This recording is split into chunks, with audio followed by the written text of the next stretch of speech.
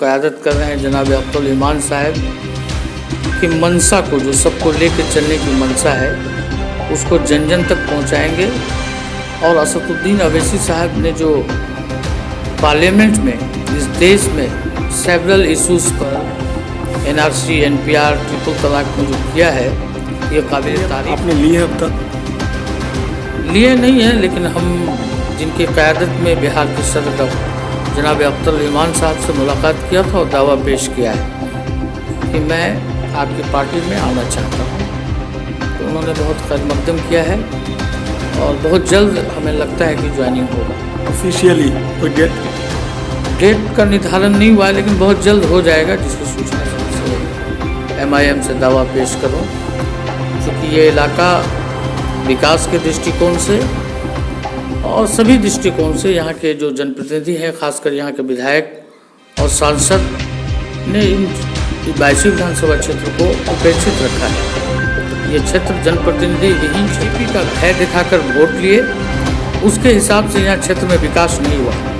अगर वो सक्रिय होते, विकास के प्रति उनकी इच्छा शक्ति होती, तो मुझे लगता है कि सारे गांव में प्रोटेक्शन वर्क होने से, कटाव रोधक कार्य करने से यहाँ के बड़े बड़े गांवों को बचा पाएंगे महागठबंधन के खिलाफ ज़बरदस्त तरीके से। जब नीतीश कुमार का पूरे बिहार में वेव चल रहा था, तो उस वक्त भी बैसी की जनता ने मुझे निर्दलीय जिताकर उस किला को ढाया था।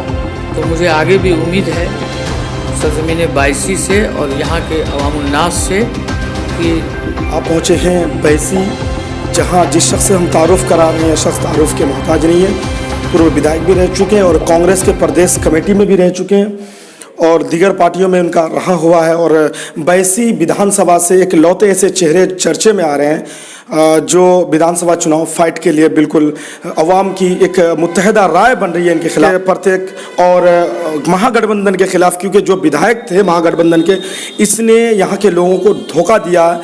जो सर्वे हम करके आए हैं इलाके का, इनसे सीधा हम गुफ्तगू करेंगे और बात करेंगे, 2-4 सवालात हम इनसे करेंगे और इनका जवाब लेंगे। सबसे पहले आपका स्वागत करते हैं सर। आप जी, आप लोगों का भी खैर मकदम है, स्वागत है। ये जनाब रुकनुद्दीन साहब हैं जो निर्दलीय विधायक बने थे। सर 2020 का विधानसभा चुनाव है, आपका स्टैंड क्या होगा? क्योंकि 22 विधानसभा क्षेत्र में अवामुन्नास के जो राय है वो AIMIM के पक्ष में है और यहाँ की जनता चाहती है कि मैं यहाँ से MIM से दावा पेश करूँ। चूँकि ये इलाका विकास के दृष्टिकोण से और सभी दृष्टिकोण से यहाँ के जो जनप्रतिनिधि हैं, खासकर यहाँ के विधायक और सांसद ने इन 22 विधानसभा क्षेत्र को उपेक्षित रखा है। ये क्षेत्र जनप्रतिनिधि विहीन क्षेत्र लगता है, क्योंकि यहाँ की सड़कों का हालत बद से बदतर है। ये सैलाब ज़दा इलाका है, यहाँ परवान, कनकई और महानंदा जैसी नदियाँ बहती है और यहाँ नदी कटान का भी भीषण प्रभाव है। इससे यहाँ काफ़ी गांव, जो इलाके के बड़े बड़े गांव हैं, जो कट कर विलीन हो गए, जैसे नवाबगंज है, हरिंतोर है, सानी ताड़ावाड़ी है, खपड़ा का भी कुछ भाग है, ताड़ावाड़ी है, बनगांवा है।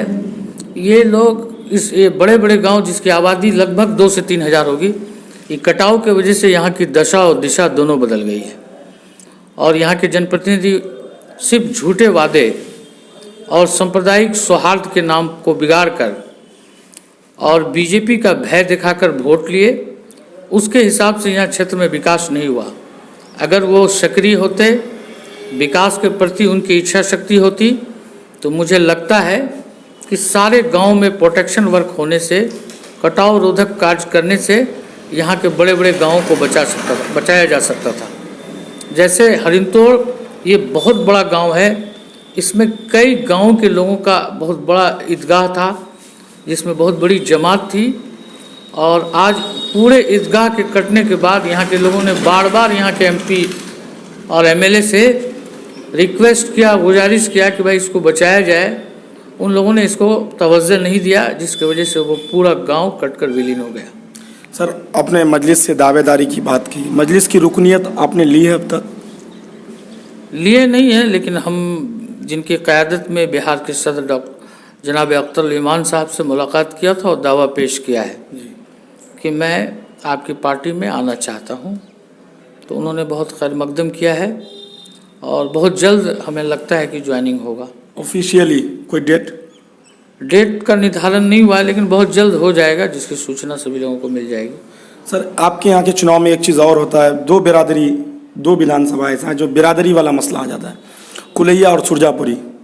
ये कितना बड़ा फैक्टर होता है?